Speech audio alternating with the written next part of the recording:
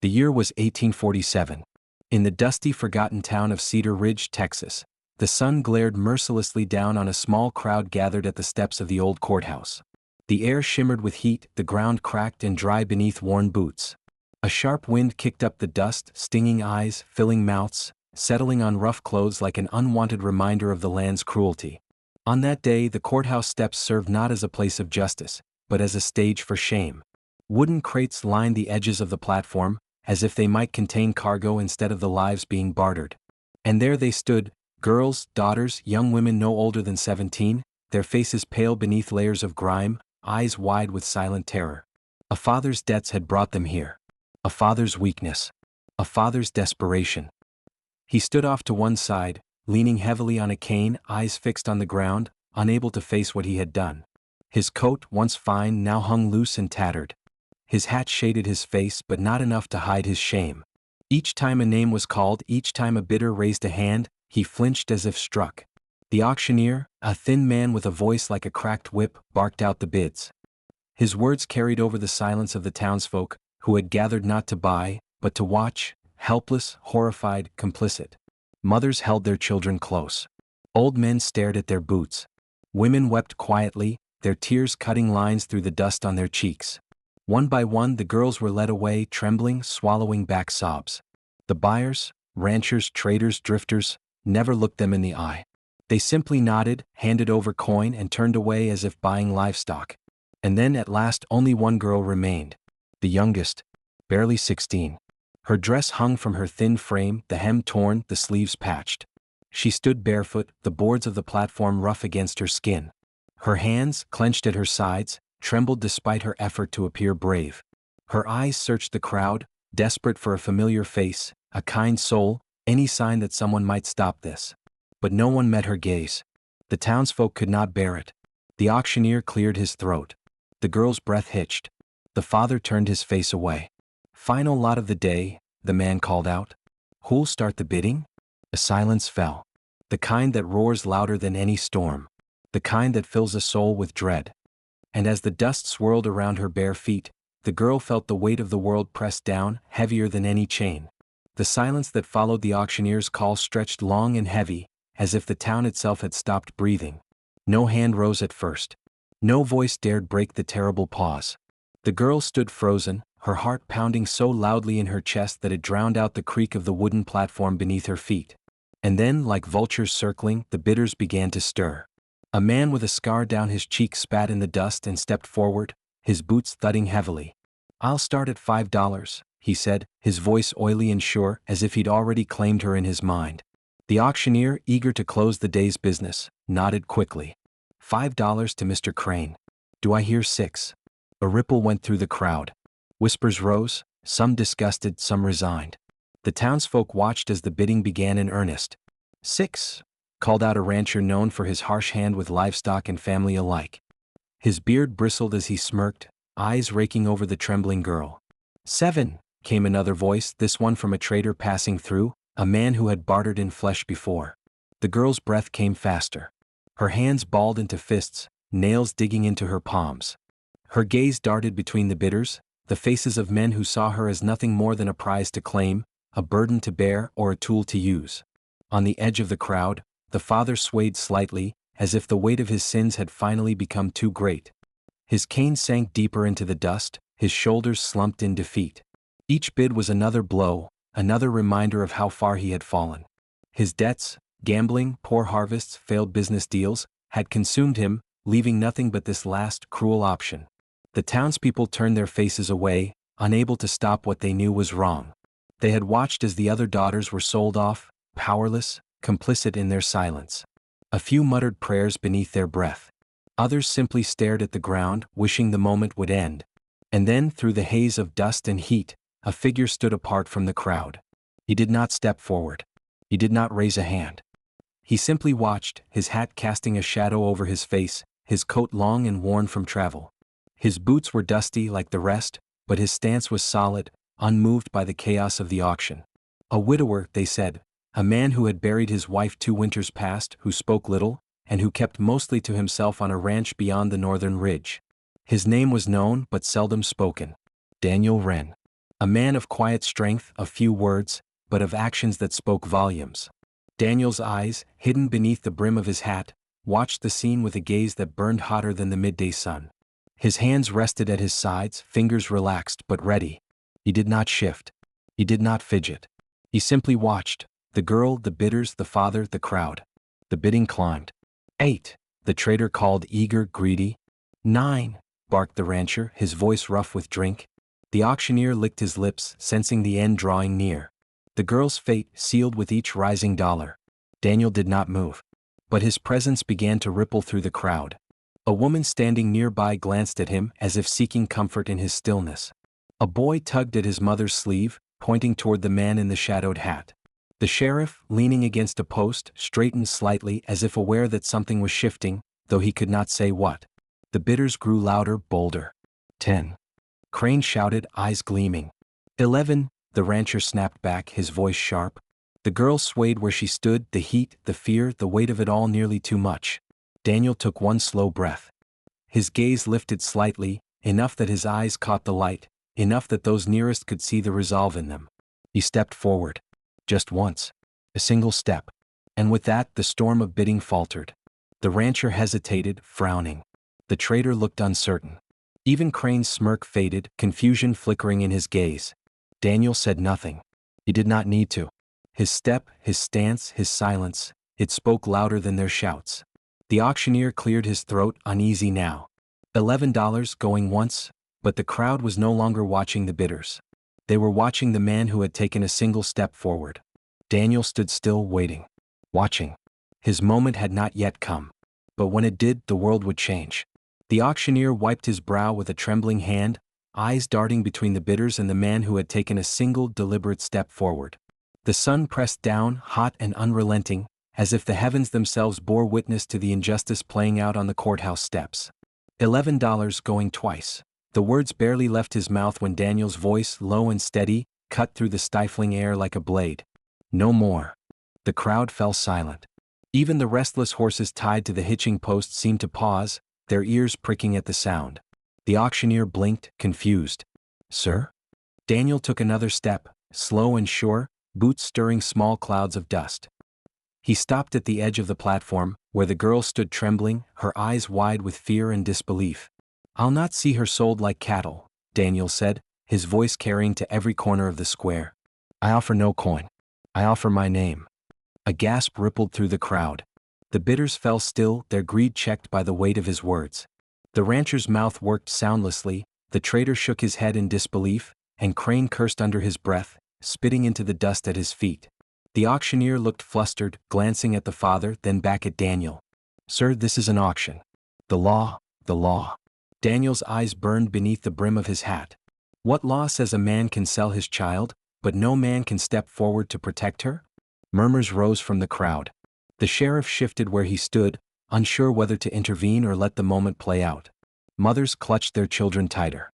Old men nodded, as if remembering a code they thought long forgotten. Daniel turned to the father. The man would not meet his gaze. His head hung low, his hat shadowing his face, but his shoulders trembled beneath the weight of his guilt.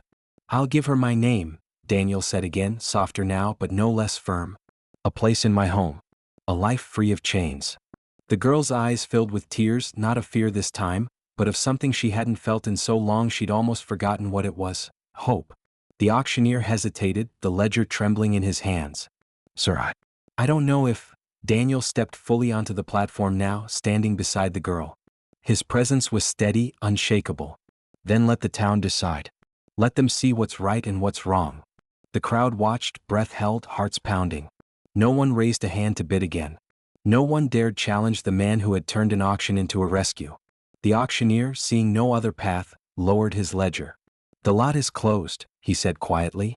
Daniel turned to the girl, offering his hand. She took it, hesitantly at first, then with growing strength. And as they stepped down from the platform together, the world seemed to shift. The dust settled.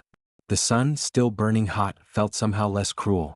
For in that moment the girl was no longer property. She was no longer a prize to be won. She was free. The road from town to Daniel's ranch stretched long beneath the open sky. The girl sat beside him in the wagon, hands folded tightly in her lap, heart still racing from the events of the day. She didn't speak and neither did he. But the silence was not heavy, it was gentle like a soft quilt laid over frayed nerves. The sun dipped low as they traveled, painting the land in gold and amber. The prairie wind carried the scent of dry grass and distant pine. The dust of Cedar Ridge faded behind them and with it the weight of the auction square. When they reached the ranch, the girl's breath caught. She had imagined something harsh, bare, like the men who had bid for her. But Daniel's place was different. A sturdy house of wood and stone stood beneath a large oak, its branches spreading wide like protective arms. A porch ran along the front, a swing swaying gently in the breeze. Beyond, a small garden thrived, green shoots pushing through dark soil. Chickens clucked near the coop. A dog lifted its head from the shade and thumped its tail in welcome. Daniel helped her down without a word. He did not grasp her arm or pull, he simply offered his hand and she took it. Inside, the house smelled of wood smoke and bread. The rooms were simple but clean. The kitchen held a large table, its surface worn smooth. The hearth held the warmth of a fire that never quite went out. "You'll have the back room," Daniel said quietly, gesturing down the hall. "It's yours now. No one will bother you." She nodded, unable to speak past the lump in her throat. That first night, she lay awake for hours, listening to the night sounds, the hoot of an owl, the creak of the porch swing, the low murmur of the wind in the grass. But no harsh voices. No chains. No nightmares come to life. Days passed. Slowly, gently, a rhythm formed. In the mornings, she helped with the chores, feeding chickens, drawing water, tending the small garden. Daniel worked the fields or repaired fences, but always within sight, never far enough to make her feel alone. At meals they spoke little at first. A word here, a nod there. But the silence grew companionable. He never pressed, never asked for more than she could give. The girl found small comforts. The scent of baking bread, the sound of the dog's bark as it chased sparrows, the way the light spilled across the kitchen floor at sunrise. She discovered that the swing on the porch was her favorite place, where she could sit and watch the land stretch endlessly before her, the sky so wide it made her feel small but safe. Daniel, for his part, gave her space. He mended tools on the porch while she worked in the garden. He left books on the table, not pushing them toward her, but leaving them where she might find them. He carved small figures from wood, horses, birds, once a tiny dog, and left them near the hearth or on the windowsill. There was no rush, no demands, only the slow, steady building of trust. One evening, as the sun set in a blaze of pink and gold, she brought him a cup of coffee without being asked. He took it with a quiet thanks, and for the first time she smiled, not out of duty or fear but because she wanted to. And in that moment, as the wind stirred the grass and the stars began to appear, something shifted between them. Not love, not yet. But understanding. Respect. The fragile beginnings of something real. The days turned warmer. The garden flourished. Laughter returned, not loud or forced but soft, genuine, like the first green shoots after a long winter. And as the girl sat on the porch swing in the evenings, the dog at her feet, the land stretching quiet and endless before her, she began to believe that maybe, just maybe, this could be home. Spring brought warmth to the prairie and with it, a fragile peace. The girl began to laugh more, her voice soft and musical, like the breeze through the tall grass. Daniel watched from a distance, always careful not to intrude on the space she was slowly learning to claim as her own. But one morning that peace was shattered. It was the sheriff who brought the news. He rode up to the ranch, dust rising behind his horse, his face lined with worry. Daniel met him at the gate, the girl standing quietly at the porch, her heart sinking at the sight of the lawman's grim expression. "They've taken them further west," the sheriff said without preamble. "Your sisters? Sold off to men out near Dry Creek. Bad men, Daniel. Worse than those that came to the auction." The girl's hands flew to her mouth. She swayed where she stood, and Daniel was at her side in an instant, steadying her with a gentle hand at her elbow. "I had word from a trader passing through," the sheriff continued. "Said he saw them, scared near to death. Said the men bragged about what they'd bought." His voice hardened. "I came straight here." Daniel's jaw tightened. His eyes darkened beneath the brim of his hat. "Where exactly?" 2 days' ride west," the sheriff said. "Dry Creek way. I can't send a posse without the judge's say-so, and that won't come in time." Daniel didn't hesitate. "Then I'll go." The sheriff hesitated. "It's dangerous, Daniel. You'll be outnumbered." "I won't be alone," Daniel said. And the steel in his voice left no room for argument. Before noon, Daniel had packed the wagon with supplies. He saddled 2 horses and checked his rifle. The girl watched, her heart heavy with fear but also with something else, pride. "I'm coming too," she said suddenly, stepping forward. Daniel shook his head. "It's not safe. They're my sisters." Her voice wavered, but her eyes did not. Daniel saw the fire in her gaze, the same fire that had carried her through the auction, through the quiet rebuilding of her life. He nodded once. "Then stay close." They rode hard, pushing through the heat of day and the chill of night, stopping only to rest the horses and snatch what sleep they could beneath the stars. The land grew harsher the further west they went, dry, cracked earth, twisted trees, rivers reduced to trickles. On the second evening they spotted the camp. A cluster of tents near a crumbling outpost, a fire burning low. Shadows moved among the tents, rough voices carried on the wind. Daniel studied the scene carefully. "We wait for dark," he said. The girl nodded, clutching the small pistol he had given her. Her hands trembled, but her grip was sure. Night fell. The camp quieted, the men lulled by drink and the false safety of their isolation. Daniel and the girl crept forward, silent as the night itself. The first sister was in a tent at the edge of camp, tied but unharmed. Daniel cut the ropes, his touch gentle. The girl hugged her sister fiercely, tears mingling with whispered reassurances. The second sister was harder to reach. She was kept in the main tent, guarded by two men who dozed beside the fire. Daniel motioned for the girl and her sister to stay back. He moved like a shadow, silent, certain. He reached the tent and slipped inside. Moments later, a scuffle broke out, quick, brutal. Daniel emerged, the second sister at his side, the guards left groaning in the dust. But the camp was awake now. Shouts rang out, guns drawn, boots pounding the ground. Daniel fired once, twice, shots meant to warn, not kill. The sheriff and a small band of townsmen, whom Daniel had sent word to through a passing rider, charged in from the east, their arrival a thunder of hooves and grit.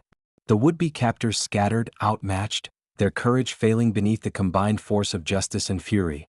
When it was done, when the last of the villains had fled or been bound, Daniel stood in the quiet dawn, his hat in his hand, the girls safe at his side.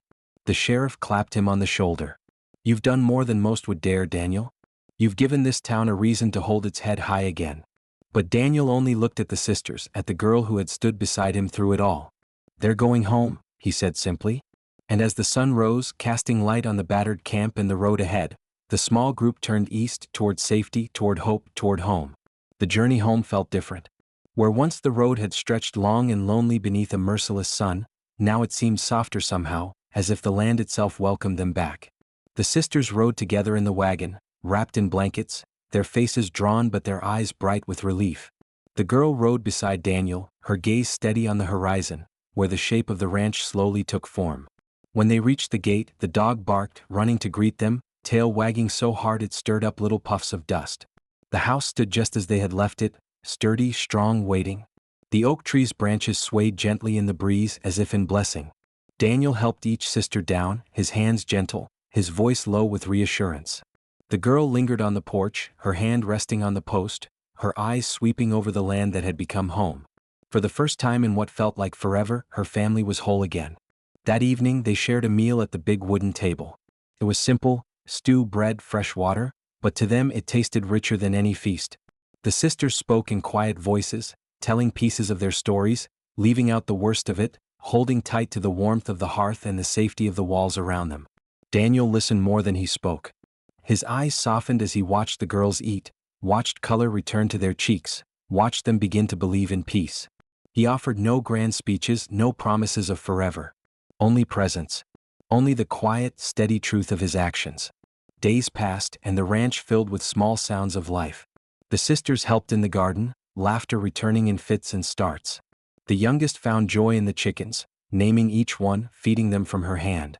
The middle sister mended clothes on the porch, the dog always at her feet.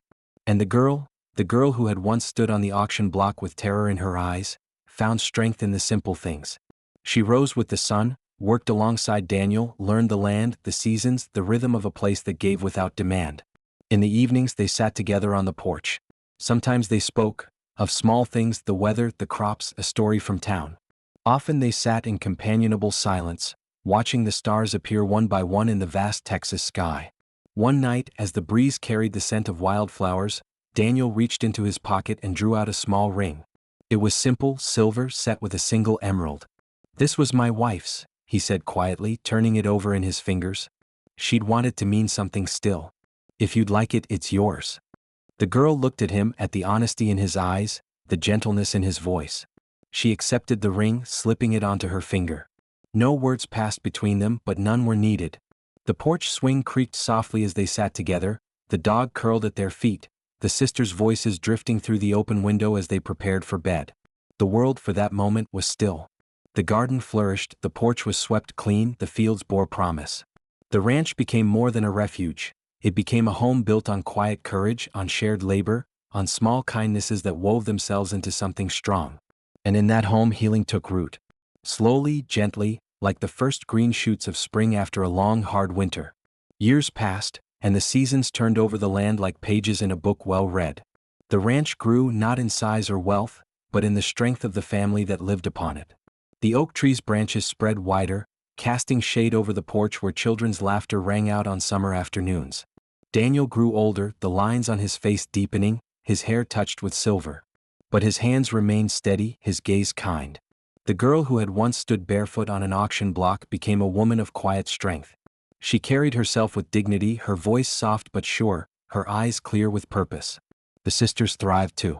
The youngest married a kind man from a neighboring ranch, building a home of her own, though she often returned to visit, her children tumbling from the wagon like puppies, eager to play beneath the oak.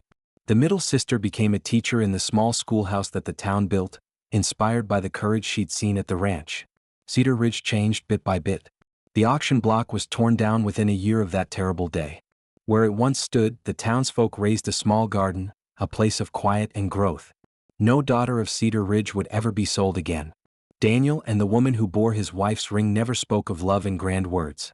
They spoke it in the way they shared the work of the land, in the way they faced hardship side by side, in the way they raised the children who came to bless their home. A boy, first, strong and curious, his father's quiet eyes and his mother's steady hands. Then a girl, fierce and kind, with her mother's spirit and her father's heart. Together they taught their children that family is not always born but made. That love is not loud but lasting. That courage often speaks in small acts, the lending of a hand, the keeping of a promise, the planting of a seed. The town came to look upon the ranch as a place of peace. Travelers were welcomed at its gate. Neighbors found help without asking. And in hard times, it was Daniel and his wife who led the way, their quiet example stronger than any sermon. On warm evenings when the work was done, they sat together on the porch swing, the oak's branches rustling in the breeze. The dog, now gray about the muzzle, dozed at their feet.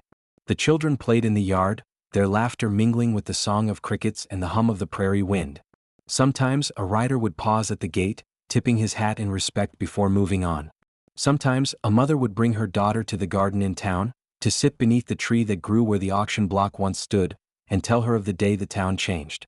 And as the years rolled on, Daniel and his wife grew old together, their love written not in grand gestures, but in the long, steady story of their days.